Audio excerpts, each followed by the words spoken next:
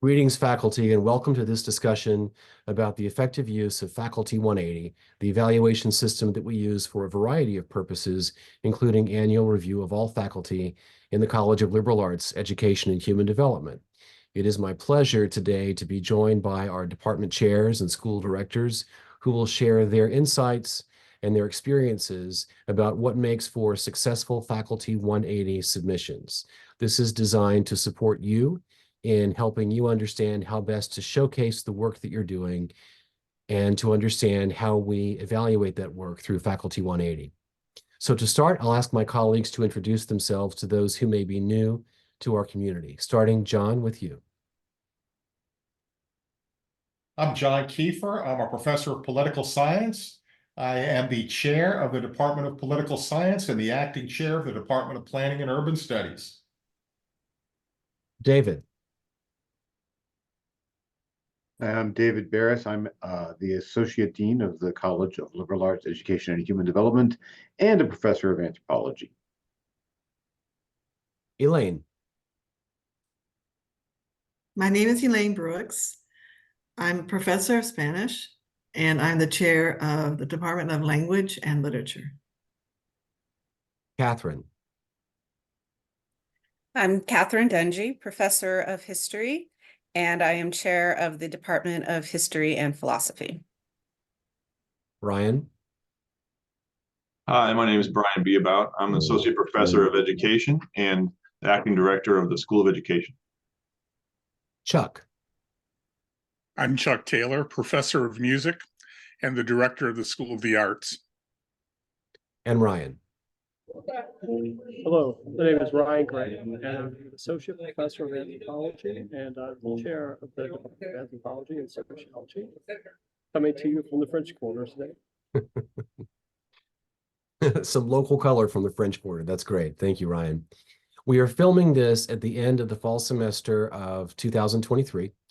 We are going to implement this academic year a new process as part of Faculty 180 that is designed to give those who are being evaluated greater control over the evaluation of their work by way of giving them an opportunity for greater voice and greater agency.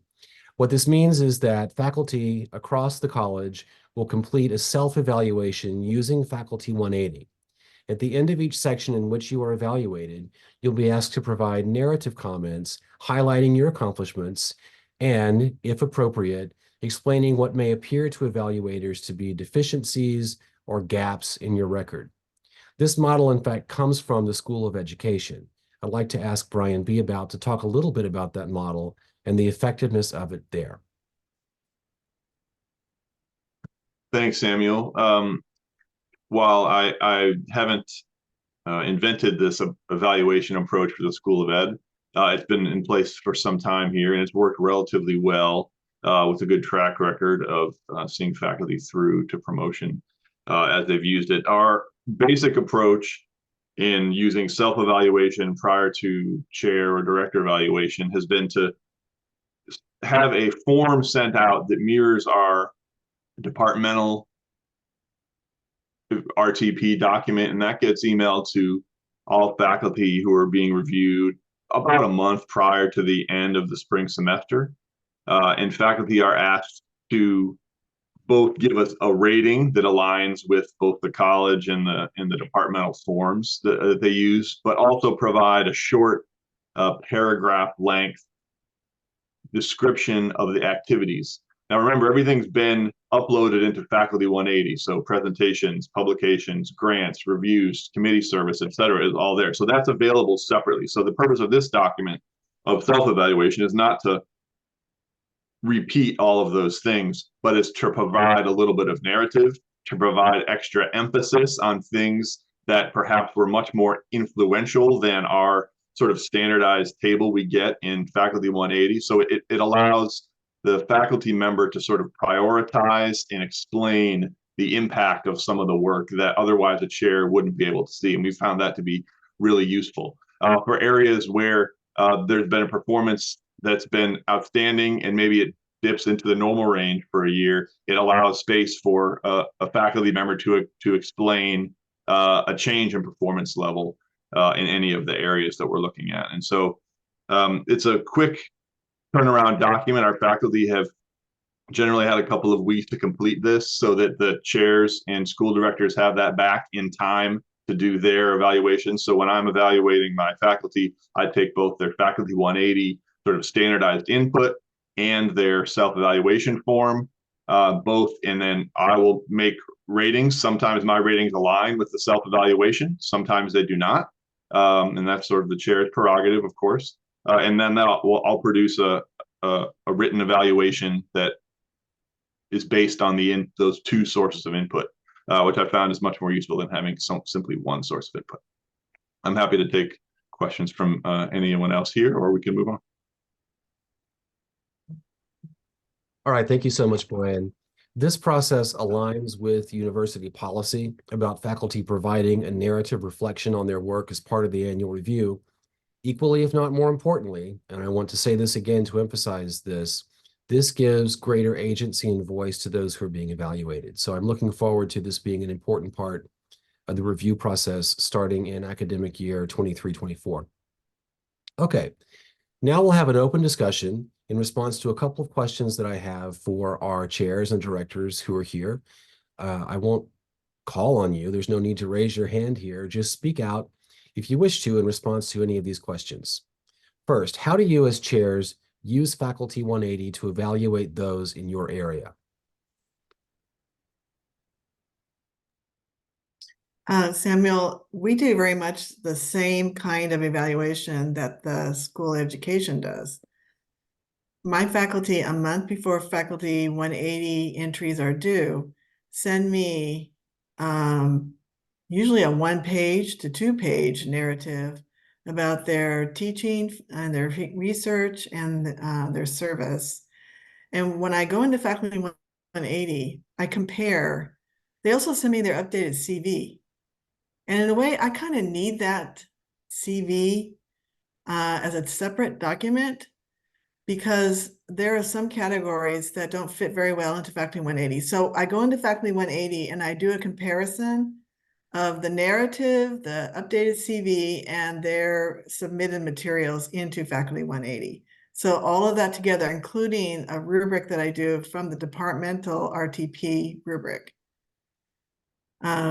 So all those things compiled together, I then write a narrative just as Brian described. So actually we're doing a lot of what is happening in school education.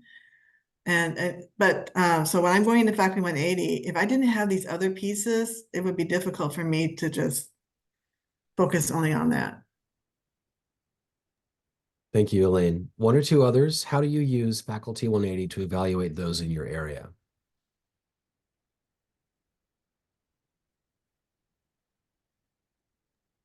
This is Chuck Hi, Sam. Taylor. Oh, Sorry. go ahead. All right. I just very quickly, in the arts areas, we have some challenges with Faculty 180. And so when people are entering the information there, because it's based on creative work rather than research, the categories become a little problematic. And so we have something called creative production and something else called creative performance that tends to create difficulties because certain artwork is considered performance while an equivalent type of artwork in a different genre is called production. So when I'm looking at Faculty 180, I sometimes am not looking at specific categories per se, but I'm looking at individual entries because they fall in, sometimes it's they cross lines. So we also have lines that get crossed in creative work and service, for instance, in community service. And so for me, Faculty 180, the important thing is for it to be complete, because I look at it as a total document, not necessarily this piece, and this piece, because what I'm looking for the narrative in Faculty 180 that the faculty member considers to be the narrative of their year, so to speak. And We don't do haven't been doing the self-evaluation in the way that education has. So I'm looking forward to that. That will help in that process.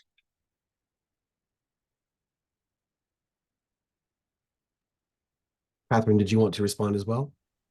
I had very similar comments. This was my first year actually doing Faculty 180. This is my first year as chair. So that last round of Fac 180 was a learning process for me as well. And what I did learn was I asked for narratives from my faculty, and most of them got them in, and it was extremely helpful. I asked for the narratives, for their updated CVs, and then I used Fac 180 as well. And having those 3 documents was so useful as I was filling out their evaluations.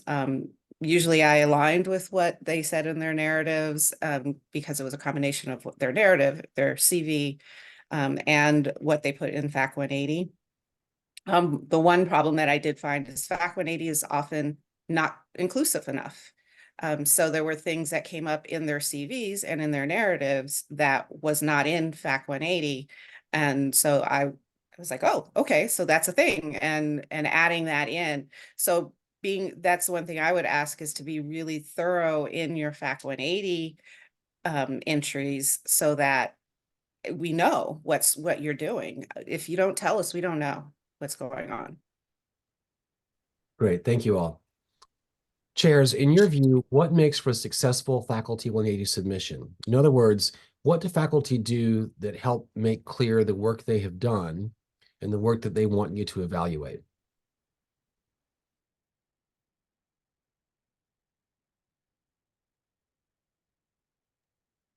That's hard to answer because a lot of my faculty find Faculty 180 very daunting to use. So to be honest, they're looking to me to align their work with Faculty 180 from the supplemental materials. If I did not have those supplemental materials, it would be difficult because they try to go in and put in the correct categories, but just as Chuck described, that the creative endeavors, we have creative writers, we have people who do poetry readings. That's very difficult to capture.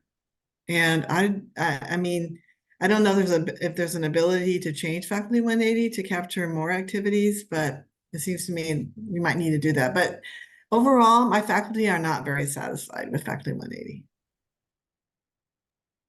And if I could just add to that, I'm really excited about the new model of instituting that, because we also sometimes have difficulty with the constraints of Faculty 180 because we have people who do a variety of work, especially service oriented. So the challenge is convincing everyone that it's a worthwhile endeavor to get it there. But I think if they have a narrative to explain that, it'll really help that. What kinds of submissions cause confusion or raise questions or pose challenges for you as an evaluator?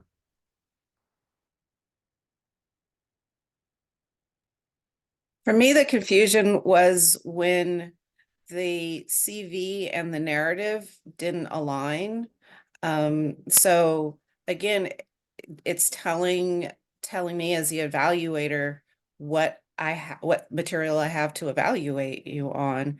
And I didn't mind whether it was a bulleted or a narrative format, but just being clear of what your accomplishments were for the year, and really elucidating it. You have to be your own cheerleader in this case. Otherwise, there's nothing for. It's hard to see what you have accomplished, and as with all the others, Fac 180 is difficult and cumbersome. For those who do service work or creative types of work, it's very difficult to put those into the Fac 180. So that means it needs to be in your narrative and in your CV.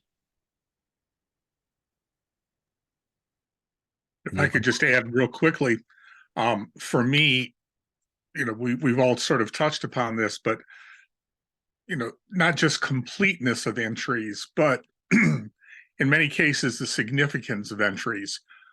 And in the arts, one of the big things that differentiates one from another is if it was an invited performance, if it was an invited something or other. It would be great, it would be very helpful if everybody would indicate that in some way in the entry, because then we start looking at things differently. For the arts areas, you could be invited to do 60 different things in New Orleans, and that's great.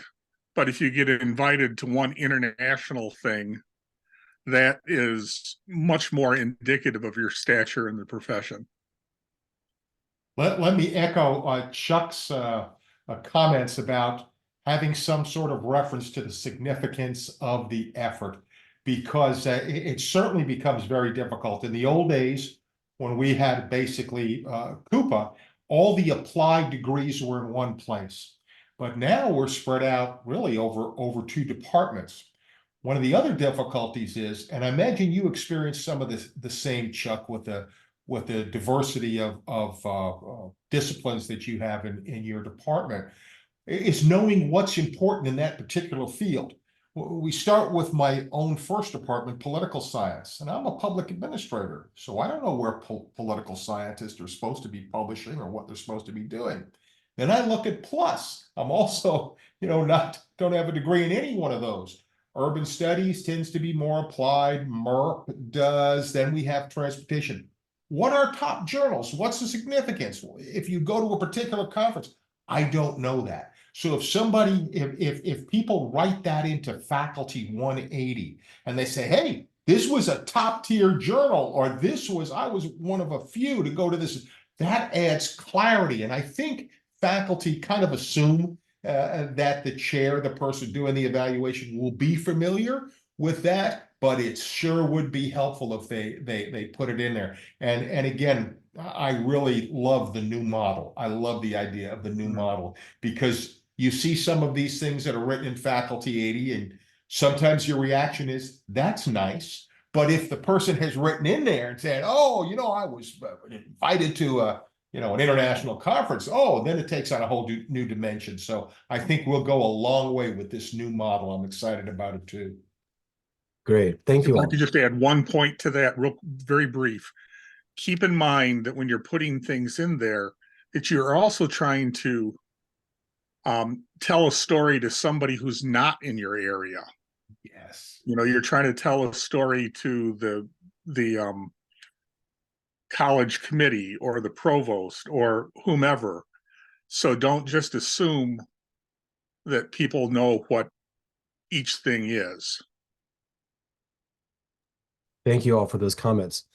What kinds of materials can faculty upload with the Faculty 180 report that would be helpful to you as you evaluate their work? You've mentioned some of these already. Narratives about work in the individual areas, for example, but what other kinds of documents or artifacts can faculty upload that would be helpful to you? I'll jump in on this because I've thought about this one a bit. Very brief. If you do receive an invitation, an email or a letter, upload that for 2 reasons. One, it helps the evaluation, and 2, when it comes time for promotion and tenure, you have those documents all in one place, because those are the things that get lost most easily, and those are the things that can separate you more effectively than other things can. Let me jump in there and play off of Chuck's comments again. I think it would be nice if we had a policy that every faculty member maintains in their OneDrive, a OneDrive P&T, a subdirectory, and that's broken up into teaching, service, and research. And it's by year. So you can go in there and every year they upload all of their stuff. That saves a number of things. It saves you getting copies of every time there's a letter of appreciation uploaded into your service file.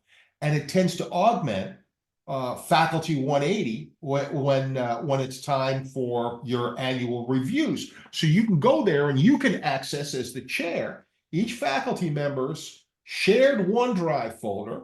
And again, 6 years later, for a new faculty member, that's their P&T file as well. You just share that scholarship a file with outside reviewers, or share the whole thing with the internal reviewers. So if we got in the habit of doing it, it's kind of like evaluation. If we get into this mindset of having faculty members maintain those and uploading every document they get, that would help their case. I think we're off to a great start. I think as far as attachments go to Faculty 180, sure, put them in the shared OneDrive file, but the more attachments, the better. Because I think as we might not necessarily know the magnitude, the importance of their contribution. Oh, you've got an attachment. So I think the more the better. I'd rather wade through more stuff than not have sufficient.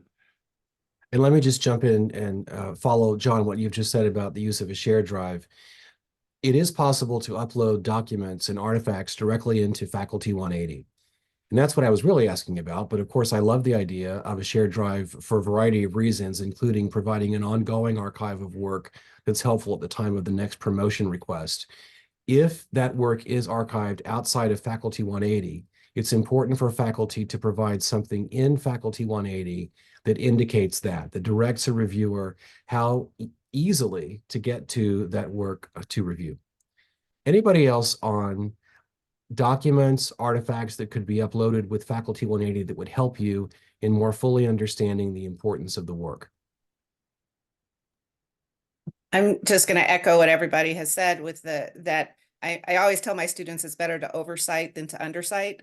And I'll say the same to my faculty. It's better to oversight than to undersight. Anything and everything should be in there if it's aiding in your discussion about what you have done. So throw in those emails, throw in the email request to read grants or to speak at a high school or whatever it is.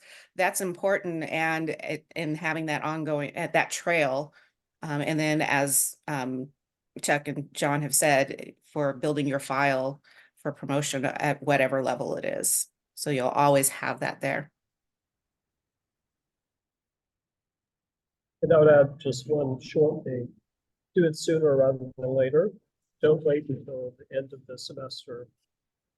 Do it every month, because I always see in our faculty the end of the semester is much better represented than the beginning of the semester. And I have to sometimes remind people, hey, there are all these things that you did early on that aren't reflected here. Please get those in. So if you do it sooner, that will help you. As we go into closing this session, I'd like to talk a little bit about the various ways in which we're supporting the success of our faculty. Obviously, using Faculty 180 in the ways that we've described should be helpful to you in showcasing your work. We're also introducing this year at the Dean's Office level a college-wide mentoring model that is meant to help faculty process their Faculty 180 annual evaluations and also think about how successfully they're moving toward the next promotion opportunity, regardless of the rank faculty occupy at the moment. So this applies potentially to all faculty, except those at the most senior rank who are beyond the promotion possibility. Our Associate Dean, David Barris, is implementing this model in this academic year, 2023 through 2024. David, could you describe this model a bit and some of the outcomes that we're hopeful to see? Sure. So the idea is that everybody who's in line for some kind of promotion will work, of course, with their department and with their chair to help build the case for their promotion. But sometimes you may have questions or need advice from somebody who's a neutral, outside, non-evaluating type person, which in this case is me. Also, I have many years of observing people go through promotion and tenure, so I have some ideas about how you should prepare for it. So starting this spring and going forward, I will be working individually with anybody who is coming up for any kind of promotion or tenure or in line for such, and go over their faculty 180, go over their strategies, and see what I can do to help as a neutral observer to guide people along that path. And that's our plan. Thank you, David. And I will also, as Dean, be meeting with all those who are in the 4th year or later at rank, those who are approaching the next promotion opportunity quite rapidly, to check in as well at the Dean level about the progress toward that promotion. I want to thank my colleagues for participating in this conversation. I hope this has been helpful. Please feel free to reach out to any of us at any time as you approach Faculty 180 and as you engage the process. I hope you'll take Ryan Gray's recommendation to start earlier than later, and the recommendations of many among this group to see this as an archive of your work to build toward the next promotion. Again, thank you all for taking part in this conversation. We look forward to the success of our faculty. Thanks all.